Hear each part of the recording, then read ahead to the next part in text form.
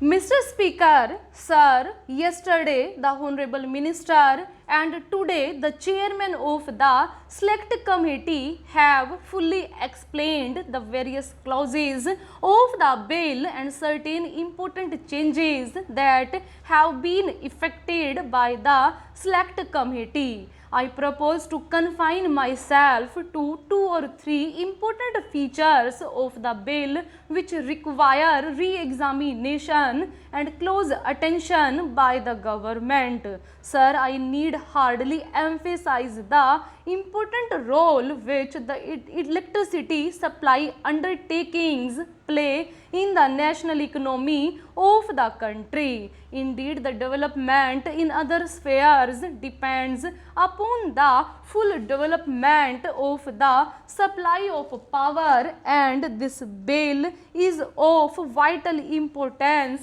affecting as it does the development of electric supply undertakings in the country. I am focusing attention on the role that the private electricity undertakings are playing in the supply of electric power with a view to drawing the attention of government to the difficulties that are bound to be faced by these electricity undertakings in one or two directions. In this connection, I would not therefore like to take much of the time of the House, but I would like to draw the attention of the Honorable Minister to what my honorable friend Shri Tulsi Das has stated, and with whose comments I am in full agreement.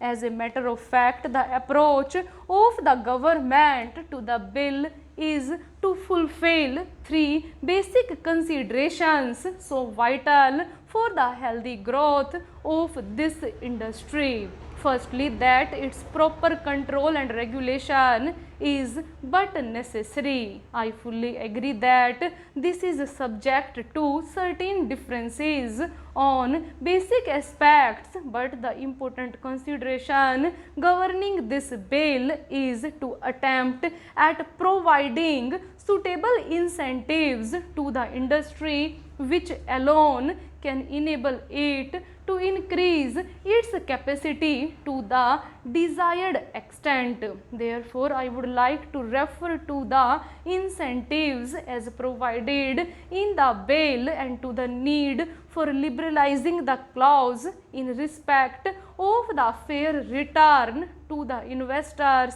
in these undertakings. I would like to draw the attention of the Honorable Minister to the fact that since the passing of the original act in 1948, only 8 states throughout the country have constituted the statutory electricity boards. Among these states are Madhya Pradesh, West Bengal, Tamil Nadu, Kerala, Rajasthan, Punjab, Odisha and Maharashtra, and therefore we find that many of the states have still to constitute these electricity boards. I would like to know from the Honorable Minister why in the matter of the constitution of electricity boards, many of the states have not implemented the provisions of the bill, and what the central government have done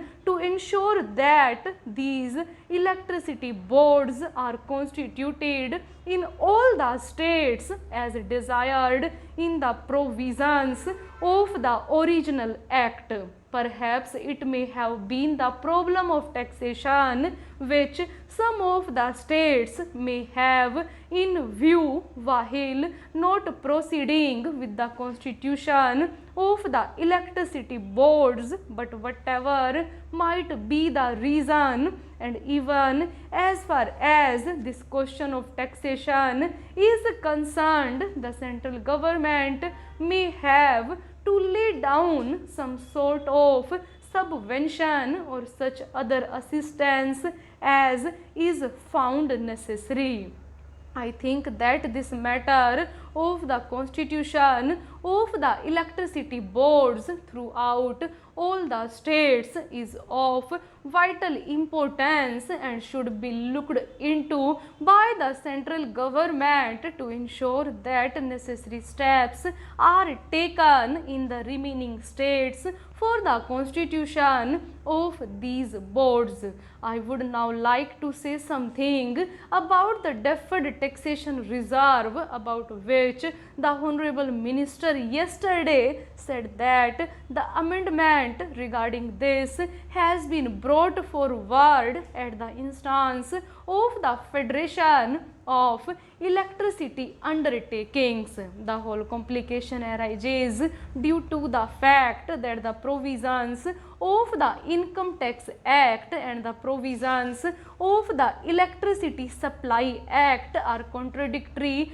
to each other. While the Income Tax Act, with an accelerated depreciation in earlier years, results in larger tax relief in the earlier period, and thereby the tax liability of the undertakings is deferred for a future period. The Electricity Supply Act restricts the provision of depreciation to a much lesser degree, and to that extent the profits of the electricity undertakings in regard to the income tax development and depreciation rates are restricted. That act lays down a smaller depreciation as compared to what is allowed under the Indian Income Tax Act. What has now been done